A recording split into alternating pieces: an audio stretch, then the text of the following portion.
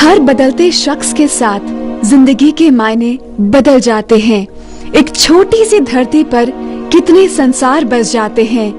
कहीं सर्दी में कंबल नहीं, कहीं ब्रांडेड सूट की भरमार है। स्वदेश प्रणाली रास नहीं, विदेश की जयकार है। कहीं प्राइमरी एजुकेशन को तड़प जाती निगाहें, कहीं गर्लफ्रेंड की कॉल पर कॉलेज भी बंक हो जाते हैं। कोई रहे कुबेर खजानों में, रोज होटलों में खाते हैं। बेबसी की चादर तले कई पानी पी सो जाते हैं। खेलकूद की उम्र में वो बिजनेस करने जाते हैं। कहने को तो छोटे हैं पर काम बड़े कर जाते हैं। हर बदलते शख्स के साथ जिंदगी के मायने बदल जाते हैं।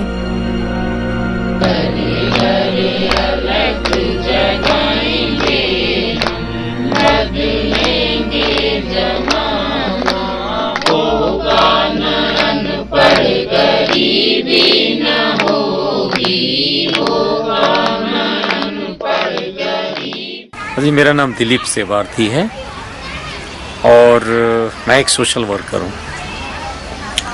समाज में ढेर सारी समस्याएं जब विचलित करती हैं तो मन में एक गुस्सा होता है, एक जुनून होता है और फिर लगता है कि हाथ पे हाथ रख के बैठे रहने से काम चलने वाला नहीं है, कुछ करना ही पड़ेगा। स्वयं सहायता समूह के माध्यम से रोटी की जुगाड़ बनेगी, लेकिन बिना पढ़ाई के आगे हमारा एक सुंदर बढ़िया समाज नहीं बन सकता। इसलिए हर बच्चे को स्कूल के साथ जोड़ना होगा। इसके लिए हम लोगों ने गाँव में बाल पंचायतों के गठन किए हैं। दिलीप जी और उनके साथियों की देखरेख में CWCR की योजना कारगर साबित हो रही है। CWCR यानी campaign for women and child rights. CWCR योजना प्रमुख 4 दिशाओं में काम करती है। उनमें से पहला है बाल पंचायत, यानी ग्राम पंचायत की तरह बच्चों की पंचायत। हम भी एक बाल पंचायत में गए, वहाँ मौजूद बच्चों से बात की और उनकी समस्याओं को जानने की कोशिश की। मेरा नाम कोई जानता है कि नहीं? जानते हैं। मेरा नाम दिलीप सेवार्थी है और मैं आप लोगों से मिलने आया। अच्छा, अब बात यहाँ ये है कि आपका आज बाल पंचायत का दिन है। बाल पंचायत आप लोग कर रहे हैं। आप मुझे एक सवाल बताइए कि यहाँ सब लड़की लड़कियाँ क्यों बैठी हैं, कोई लड़के क्यों नहीं? लड़के स्कूल जाते हैं, लड़कियाँ नहीं जाती। लड़कियाँ क्यों नहीं जाती है स्कूल? वो गलीचे का काम करते हैं, कुछ घर करती हैं। तो भाई इसका क्या कारण है? इसी के लिए तो बाल पंचायत है। ये क्या कारण है कि लड़कियां स्कूल नहीं जाने देते लोग? लड़की पढ़ाई है, लड़के घर रहते हैं तो वो पढ़ेंगे लिखेंगे। इसका मतलब लड़की उनका बच्चा नहीं है? लड़के तो नौकरी लग जाएगी तो उनको खवाएंगे, लड़की को खवाने आ रहे हैं इसलिए। एक चीज बताइए, एक हाथ में मेरे में सेब है, राइट, और एक हाथ में गलीचा बुनने वाला छुरा। अब आप में से वो बच्चे हाथ ऊंचा करो जो सेब खाना चाहते हैं। अब वो बच्चे हाथ ऊंचा करो जिनको गलीचा बुनने वाला छुरा चाहिए, सेब नहीं चाहिए। वो कौन कौन? ये रुकेगा कब? ये जो गलती हो रही है माता पिता से, वो कब रुकेगी? हम सब रोकेंगे। और वो कौन सा नारा देंगे? हर बच्चे का है अधिकार, अभी पढ़ेंगे, अभी पढ़ेंगे। दूसरा पक्ष, हमने बाल अधिकार संरक्षण समितियां बनाई हैं गांव-गांव। जहां जहां इस तरह के हालात हैं, बाल मजदूरी के शिकार बच्चे हैं, बच्चे स्कूल नहीं जा रहे हैं, हम लोगों ने बाल अधिकार संरक्षण समितियां बनाई हुई हैं, जहां से बाल अधिकार संरक्षण समितियों के सदस्यों का प्रेशर रहता है बच्चों के माँ बाप के ऊपर और वो बच्चे स्कूल जाते हैं। CWCR का दूसरा चरण है CRPC। यहाँ माता पिता की काउंसलिंग की जा रही थी कि वे अपने बच्चों की शिक्षा के लिए जागरूक हों और उनके सुनहरे भविष्य का निर्माण करें। वहाँ मौजूद औरतों से बात करने के बाद पता चला कि आज तक वो जिस मानसिकता के साथ जी रही थीं, वो उसे बदलना चाहती हैं। सबसे पहले देखते हैं कि जो भूख है, लोगों की भूख मिटनी चाहिए। जब तक खाने का इंतजाम नहीं होगा तब तक लोग कुछ आगे नहीं कर पाएंगे। इसके लिए हमारे मन में लगता है कि क्या होना चाहिए, तो हमने सबसे पहले लोगों का संगठन बनाना शुरू किया। महिलाओं में हमें लगा कि ये पोटेंशियल है, तो हमने महिलाओं के स्वयं सहायता समूह बनाना शुरू किया, इसलिए कि वो छोटे छोटी बचत करके और छोटे छोटे काम शुरू कर सकते हैं, जो छोटे छोटे लाइवलीहुड का एक रूप ले सकती हैं, और उसके बाद वो घर के मेंबर्स के लिए फूड सिक्योरिटी का काम हो सकता है, जिससे सबको भरपेट खाना मिल सके। क्योंकि छोटी छोटी बचत जमा करके जब एक ग्रुप में 15-20 महिलाएं उस पैसे को इंटरलैंडिंग करती हैं, तो 5,000 10,000 रुपए तक एक महिला को कर्ज मिलने लगता है, और उस पैसे से वो जो भी एक हमारा अनपढ़ समाज, एक अशिक्षित समाज, कमजोर समाज कर सकता है, तो मेनली उसके लिए छोटी छोटी दुकानें कर सकते हैं, खेती में कुछ चीज़ें सब्जियां बो सकते हैं, सब्जियों की दुकानें कर सकते हैं, इसके अलावा छोटे छोटे पशु पालन कर सकते हैं, मुर्गी पालन कर सकते हैं। इस तरह की चीज़ें हमने प्लान किया, और जब शुरू किया तो इसमें बड़ी हम लोगों को सफलता भी मिल रही है। PWCR का तीसरा चरण है SHG यानी सेल्फ हेल्प ग्रुप्स। इसके तहत 12 से 15 महिलाओं का समूह बनाया जाता है। सदस्य बचत खाता में सभी महिलाएं निर्धारित धन एकत्रित करती हैं। यह धन ऋण के रूप में जरूरतमंद समूह के सदस्य को बहुत कम ब्याज दर पर दिया जाता है, जिससे जरूरतमंद सदस्य की जरूरतें पूरी हो जाती हैं, और फिर वह व्यक्ति बाद में उसे आसान किश्तों में अदा कर देता है। कम शब्दों में कहें तो SHG छोटे बैंक की तरह होते हैं, जो गांव वाले खुद ऑपरेट करते हैं। SHG से मिले ऋण की बदौलत आज कई सदस्यों के घरों के हालात सुधर गए हैं। कुछ ने दुकानें खोल ली हैं और कुछ ने भैंस खरीद ली हैं। गांव के कई बच्चे अब स्कूल जाने लगे हैं। तमाम जगह लोग लड़कियों को पराए घर का कूड़ा समझ करके उनको स्कूल न भेज करके काम में लगाते हैं। वहाँ हम लोग इस अभियान को बहुत तेज चलाए हुए हैं, और इसमें महिलाओं के जो स्वयं सहायता समूह हैं उसकी एक बड़ी सपोर्ट मिल रही है।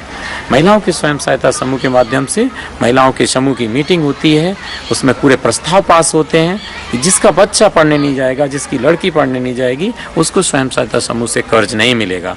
एक ये हमारा बड़ा अच्छा टूल है, जिससे इस काम में बड़ी मदद मिल रही है।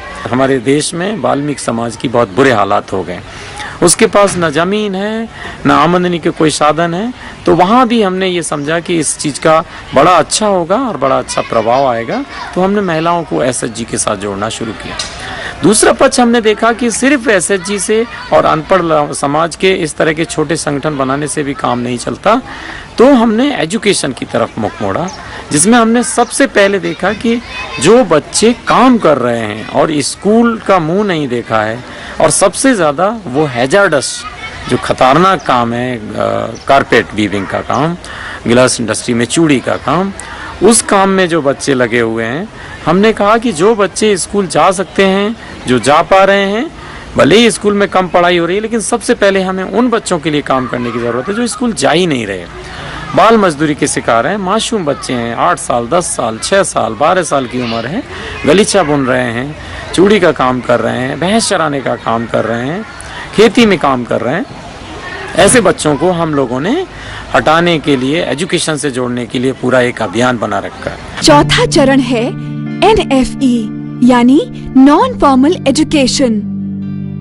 इसके अंतर्गत दिलीप जी और उनके सहयोगी गांव-गांव जाकर बच्चों के माता पिता को समझाकर बच्चों को स्कूल भेजने का आग्रह करते हैं। यह अपने आप में बहुत ही कठिन काम है, क्योंकि हम सब यह जानते हैं कि किसी की मानसिकता को परिवर्तित करना आसान नहीं होता। फिर भी बच्चों को स्कूल तक लाने में यह लोग सफल हुए हैं। ये स्कूल निःशुल्क होते हैं तथा यहाँ बच्चों को मुफ्त में किताबें और शिक्षा प्रदान की जाती है। हम लोगों ने एक मिशन पूरा बनाया जिसका नाम दिया campaign for women and child rights. Campaign for women and child rights के नीचे हमने एजुकेशन के लिए और भूख मिटाने के लिए सबसे पहले ये सब प्राथमिकता के तौर पर काम करने शुरू किए। लड़का और लड़कियों को लेकर के बड़ा भेदभाव होता है, लड़के को एक बार पढ़ने भेज देते हैं, लड़कियों को नहीं भेजते हैं। ऐसा जेंडर भेदभाव मिटाने के लिए भी हम लोगों का बड़ा जोर है। इसके लिए हम लोगों ने पूरा एक इस अभियान का हिस्सा है कि किसी भी लड़की को बिना शिक्षा से जोड़े हुए नहीं रहने दिया जाएगा, हर लड़की को शिक्षा से जोड़ेंगे। साथ ही हमने हमारे बहुत सारे साथी हैं जो फील्ड में कम्युनिटी वर्कर काम करते हैं, उनको कोऑर्डिनेट करने के लिए कोऑर्डिनेटर हैं, सुपरवाइज़र हैं, ऑफिशियल स्टाफ है, अकाउंटिंग का काम करने के लिए अकाउंटेंट हैं, सभी लोग मिलके काम कर रहे हैं।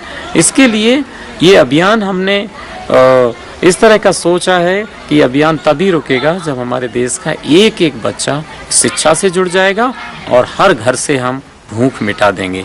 जब तक लोगों के पास रोटी का और शिक्षा का और चिकित्सा का प्रबंध नहीं होता, तब तक वो देश, वो गांव, वो व्यक्ति, वो परिवार आगे नहीं बढ़ सकता। इस उम्मीद के साथ ये सारी चीज़ें हम लोग कर रहे हैं और इस अभियान को लगातार जारी बनाए रखने के लिए हमारे महिला एवं बाल अधिकार बचाओ अभियान के साथी कंधे से कंधा मिलाकर जुटे हुए हैं।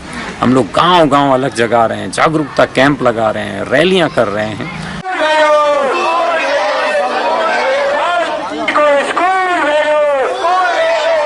परिवारों में जागरूकता का अभाव होना है, लोगों की सोच नहीं है। गरीबी है, लेकिन गरीबी के साथ हमारी सोच में ज़्यादा गरीबी है। जब तक हमारी दृष्टि चेंज नहीं होगी, सोच में बदलाव नहीं आएगा, तब तक हर घर में खुशहाली नहीं आ सकती, हर घर के बच्चे पढ़ने नहीं जा सकते। इसके लिए हम लोग रैलियां निकालते हैं, घर घर जाते हैं, मीटिंगें करते हैं। क्या लड़कियां डॉक्टर नहीं बन रही हैं? क्या लड़कियां पत्रकार नहीं बन रही हैं? क्या लड़कियां वकील नहीं बन रही हैं? आप क्यों नहीं बनने दे रहे हैं उनको? तो लोग हमारी बात पे वायदा करते हैं, विचार करते हैं और सपोर्ट करते हैं और बड़ी ताकत मिल रही है और बदलाव के लक्षण भी देखने में आ रहे हैं कि लोग धीरे धीरे बदल रहे हैं। लेकिन ये सब सिर्फ एक हमारे अभियान से इतने बड़े देश में 125 करोड़ की आबादी के देश में पर्याप्त नहीं है। इसके लिए सरकारों को भी काम करने की ज़रूरत है, दूसरे एनजीओज़ को, दूसरे स्वयंसेवी संगठनों को भी काम करने की ज़रूरत है। लेकिन चूँकि ये सब फील्ड से जुड़ा हुआ काम है, ग्रास रूट लेवल का काम है, हमारे देश में पढ़े लिखे लोग ऊपर के काम ज़्यादा करना चाहते हैं, ट्रेनिंग देना पसंद करते हैं, लेकिन ग्रास रूट लेवल पे ज़्यादा मेहनत करना पसंद नहीं करते हैं। इसलिए हमारे देश के ये 65 साल के बाद भी ये हालात गुजर रहे हैं। हमको पढ़े लिखे लोगों को, समाज सेवी लोगों को ग्रास रूट लेवल पे उतरना पड़ेगा।